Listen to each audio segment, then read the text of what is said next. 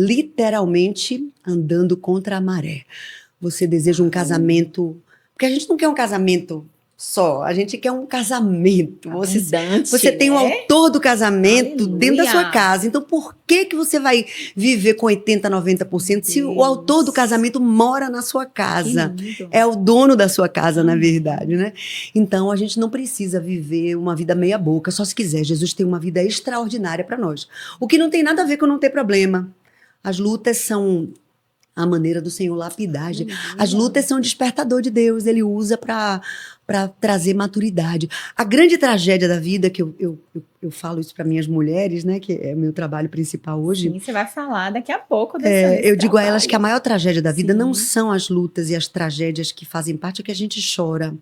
A maior de todas as tragédias é você passar por um problema e não mudar. Uau. Porque você passa por um problema, diz que todo problema traz uma dádiva para você. Sim, né? sim. Todo problema traz uma dádiva para você. Então, o maior de todos os problemas é você atravessar um deserto e sair dele igual. Meu Deus. Você tem que atravessar o deserto e sair sabida. né? Transformada. Cascuda. E assim, Deus, eu quero um coração mole, mas eu quero ser mais forte, blindada, exatamente. A gente está com as mulheres lá estudando a figura de Ruth esse mês, né? Sim. E Ruth é essa figura que representa superação. Uma mulher que era viúva, muito jovem ainda, porque o texto dá a ideia de que ela tinha cerca de 40 anos. Né? Moabita, então ela estava voltando para uma terra desconhecida, cuidando de uma idosa. Ela tinha Noemi, a sogra, era uma mulher idosa, ela era completamente pobre, ela não tinha garantia de absolutamente nada. Sim. Mas ela era uma mulher fiel. E Deus gosta de gente fiel. Gente que abre mão até de coisas, porque tem uma palavra de fé, né? E aí Ruth decide, no meio do escuro, sem nenhuma garantia, ser fiel. A Ruth é o seu Deus, porque quando ela faz aquela promessa que está em Ruth 1,16, ela diz assim, olha, não insista para que te deixe, porque onde você foi eu irei, e o teu Deus será meu Deus, e onde você morrer eu morrerei com você. Aleluia! Então ela não tinha vivido só com Noemi, ela se converteu ao Deus de Noemi. Era por causa disso que ela estava indo no escuro, e Deus a honrou de maneira poderosa, porque aquela mulher vulnerável encontra um homem poderoso, né? Lealdade. Pois é, mas encontra, porque Deus podia colocar para ela alguém qualquer, mas o Senhor pegou o dono da seara, o cara, né? Aleluia! Um poderoso aí, não é? Porque Deus faz isso. Então a proposta da gente, eu creio, André, é assim, as lutas, as adversidades e as dores fazem parte e vai continuar fazendo. A Bíblia está cheia de advertências de que a vida do crente é difícil. E Deus usa as lutas para lapidar o nosso caráter. A grande coisa que eu e você precisamos aprender é assim, no dia da sua luta, você vai buscar as transformações e vai... Quando a luta passar, deixa ela lá e troca por maturidade.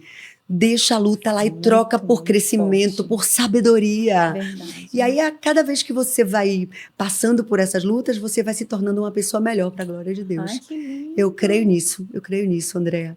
As lutas vêm, porque a palavra do Senhor diz que todas as coisas cooperam para o nosso bem, é uma promessa. De Deus.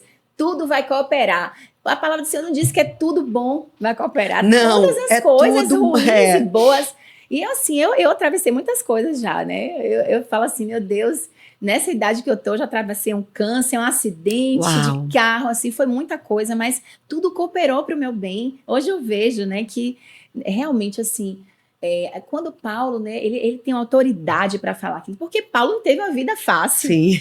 E apedrejado, e foi tanta coisa que aconteceu, né? E você acabou falando das mulheres, no papel da mulher.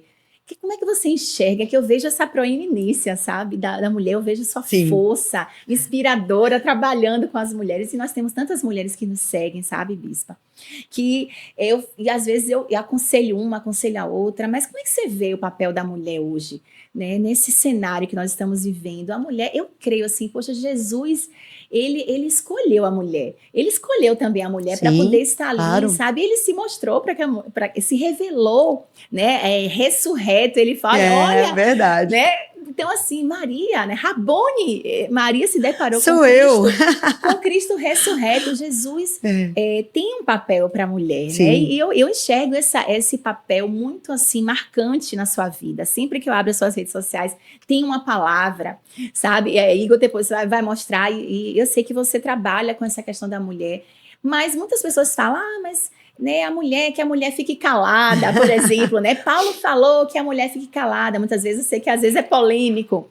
Mas como é que você vê o papel da mulher hoje, nesse cenário? E nós sabemos que nós estamos vivendo muitas coisas do fim dos tempos, né? A gente falou há poucos dias aqui no nosso canal sobre o fim de todas as coisas. Sim.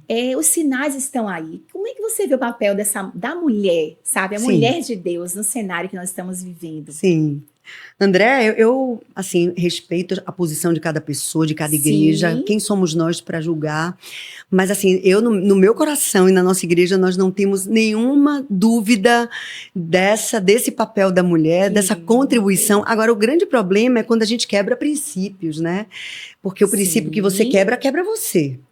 É verdade. Né? Então, se você é uma mulher que está debaixo de submissão, que no caso da gente, que nós que somos casadas, temos a perspectiva clara de que há uma liderança imposta por Deus do homem na casa. E isso para nós é maravilhoso, é segurança para a gente. Quem não quer ter um homem de Deus sendo líder da casa? Então, eu acredito que quando você está debaixo desses princípios, há uma bênção e uma legitimidade na sua palavra, porque você não está ferindo princípios. Você está ali cooperando com o ministério de um líder e debaixo da direção desse líder, que no meu caso é o meu marido, mas o seu pastor, enfim, os princípios que cada um... Esse texto que você citou, de Maria Madalena, é muito fantástico, porque Jesus quebra tudo, né? Jesus quebra tudo.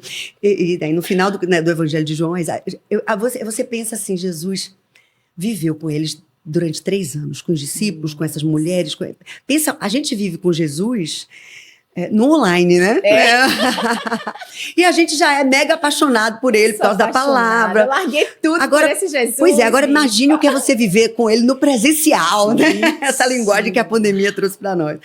Então, esse povo vivia muito apaixonado por Jesus, né? E de repente, depois desses 3 anos acompanhando esse Jesus, ele morre. Então, eles estavam absolutamente entristecidos, eles ainda não entendiam o que a gente sabe hoje. Mas Jesus escolhe aparecer pela primeira vez a essa mulher. Essa mulher foi liberta de 7 demônios. Jesus poderia escolher aparecer para a mãe dele primeiro. Jesus podia dizer assim, não, eu vou aparecer pela primeira vez para João, que é o discípulo amado, né? Ou para Pedro, que de alguma forma tinha uma proeminência entre eles, enfim. Jesus decide aparecer depois da ressurreição pela primeira vez para essa mulher. Então, eu amo. É lindo demais. Aí, a palavra de Jesus é muito forte, porque ela estava desesperada, chorando, e o desespero, as lágrimas, não é? Na vida da gente, faz a gente não enxergar as coisas, não é? Quando você está passando por uma luta, quando você está chorando, você não enxerga. Você sai do seu lugar de cognição, você não consegue enxergar. Às vezes você faz até bobagem, porque o desespero e as lágrimas não te fazem enxergar. Então ela estava exatamente assim, mas Jesus disse, Maria, sou eu. Olha, vá aos meus irmãos, pare de me tocar. E vá aos meus irmãos e diga que eu ressuscitei, que vou encontrar com eles. Então Jesus, na minha concepção, fez daquela mulher que foi liberta de 7 demônios, ele fez dessa mulher a primeira missionária. Depois da ressurreição, né? A primeira missionária depois da ressurreição é esta mulher com a autorização do grande rei de toda a terra. Vá aos meus irmãos e diga que eu ressuscitei. Então, desculpa...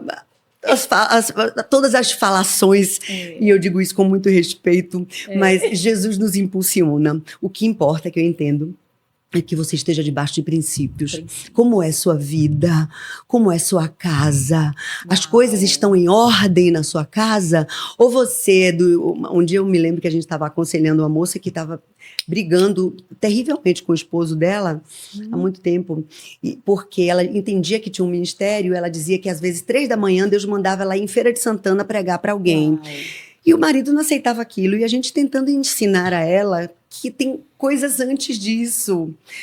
O casamento vem antes. O Senhor inaugurou no Éden o casamento antes da igreja. Aleluia. Então, a sua vida precisa estar em ordem. Onde está a sua casa? Como é sua casa? Como você vive sua vida? Há princípios que você precisa obedecer. Então, se sua casa, não estou dizendo casa perfeita porque ninguém tem, mas se sua casa está em ordem, debaixo dessa ordem estabelecida pelo Senhor, dentro do seu casamento, na sua casa com seus filhos estão na igreja, todos eles amam ao Senhor, tá tudo em ordem, não é perfeito, eu sei, mas está em ordem, então agora você tem uma autorização, se o seu marido concorda, não é? Eu acredito nisso. Sim. Se o seu marido te abençoa, porque ele é seu líder, então você agora tem a bênção do Senhor.